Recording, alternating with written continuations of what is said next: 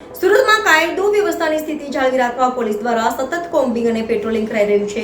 ત્યારે સચિન જેઆઈડીસી અને ભેસ્તાન વિસ્તારમાં નાઇટ કોમ્બિંગ હાથ ધરાયું હતું, જેમાં એસીપી પણ હાજર રહ્યા હતા. રાજ્યના ડીજીપીએ તમામ પોલીસ સ્ટેશનોને ગુનેગારો સામે કાર્યવાહી કરવા આદેશ આપ્યો છે. ત્યારે સુરત પોલીસ પણ એક્શનમાં આવી ગઈ છે. તો સુરતમાં કાયદો અને વ્યવસ્થાની સ્થિતિ જાળવી રાખવા માટે પોલીસ દ્વારા સતત પેટ્રોલિંગ અને કોમ્બિંગ પણ હાથ ધરાઈ રહ્યું છે. ત્યારે સચિન જેઆઈડીસી અને વેસ્ટર્ન પોલીસ સ્ટેશન વિસ્તારમાં એસીપી આઈ ડિવિઝનની હાજરીમાં નાઇટ કોમ્બિંગનું આયોજન કરાયું હતું.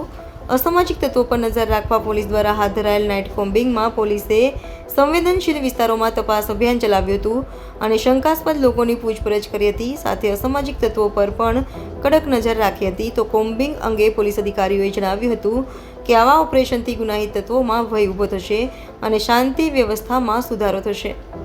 આવનારા દિવસોમાં પણ આવા અભિયાન ચાલુ રાખવામાં આવશે, જેથી સુરક્ષા સુનિશ્ચિત થઈ શકે.